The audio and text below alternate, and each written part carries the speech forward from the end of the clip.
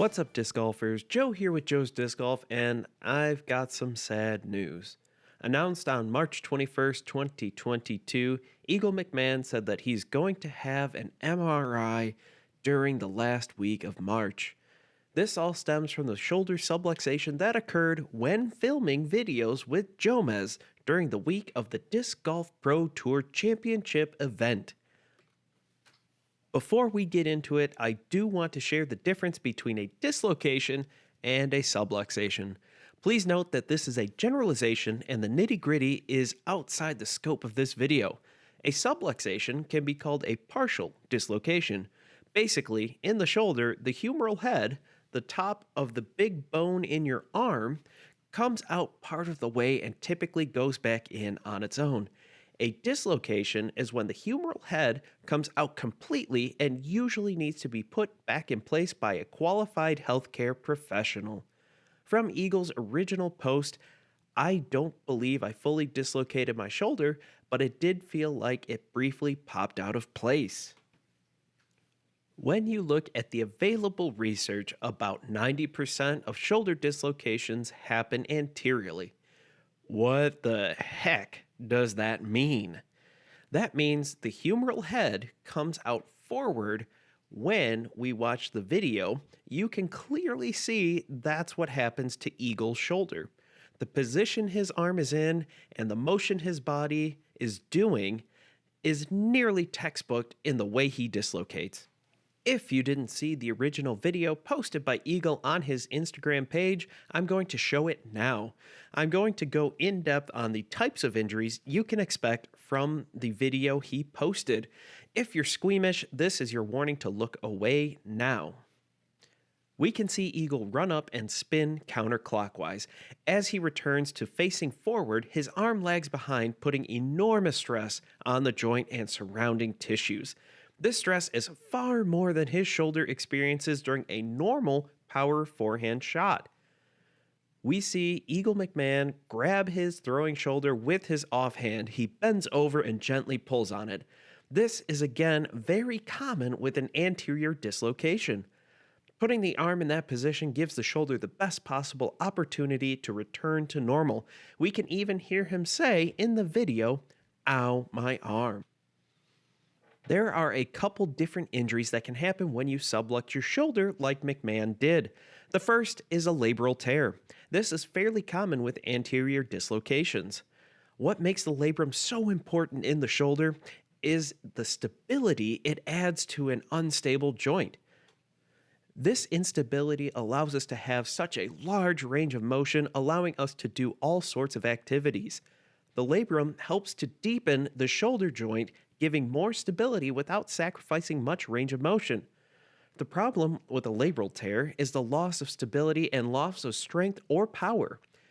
One of the heads of the bicep muscle attaches directly to the labrum. With the tear in the labrum, the muscle doesn't generate as much power and can even make the tear worse. McMahon mentioned in his update that he believes he has a labral tear. Using my years of experience, I would bet that he has the type of tear called a slap tear. A slap tear stands for superior labrum anterior posterior. What the heck does that all mean? It means the top of the labrum is torn from the front to the back. How far is unclear, and the only way to truly know is with an MRA or arthroscopic surgery. And no, I did not misspeak. An MRA or MRIA is an MRI arthrogram. Basically, they inject the joint, the shoulder in this case, with a special dye that will help identify the tear in an MRI. Here, Eagle talks about stem cell therapy. This is also known as platelet-rich plasma or PRP. In the most basic sense, they take some of your blood, spin it really fast. This causes the blood to separate into different layers. One of those layers is the platelets suspended in plasma. These can, in the right conditions, aid in the healing process. I want to emphasize that this is just like the Explain It Like I'm 5 version. In reality, it's a lot more complicated and also way outside of the scope of this video. As he said in the video, PRP has the least risk with the most upside and the shortest recovery. This is true. Sort of. Let me explain. Doing my own research on the National Library of Medicine and National Institutes of Health, I found that when I searched the terms PRP and SLAP, I find 65 articles published within the last 5 years. Why the last 5 years, you ask? Articles older than that mostly talk about the possibilities and that there needs to be some more research. Of those 65 articles, 20 of them were about the rotator cuff. I'll get back to that in a second. 10 weren't even related to PRP. 1 was about a sports hernia. 2 were about labrum or slap tears, and 2 were about veterinary medicine. I know his name's Eagle, but he doesn't quite fall into that category. The rotator cuff is a group of 4 muscles that help stabilize the shoulder. The labrum is cartilage. They serve 2 separate but complementary functions, but they don't react to treatment the same way. Of all the articles, I found 2 helpful. The first is an article by Schneider et al. Titled Platelet-Rich Plasma and the Shoulder, Clinical Indications and Outcomes. Big fancy title, but what it means is that the article basically says that the literature is inconclusive, but there isn't a downside other than wasted time. They suggest more double-blind studies are conducted in the future. The second is a study by Suravaman Arumugan et al. I apologize for butchering your name, good sir. Platelet-rich plasma injections in sports. The conclusion they came to in this study is that PRP is a good adjunct to other treatments, meaning used combined with other treatments such as surgery or rehab, there are a lot of good outcomes. I did find one case study in the Journal of International Exercise Science of a patient who showed positive outcomes for a person who had a labrum tear in their left shoulder. They only had PRP and rehab, and after 12 weeks, they reported that the patient is almost completely symptom-free and returned to normal activity. Unfortunately, this is a recreational basketball player and not a professional athlete. In the abstract, they did not mention which hand was dominant.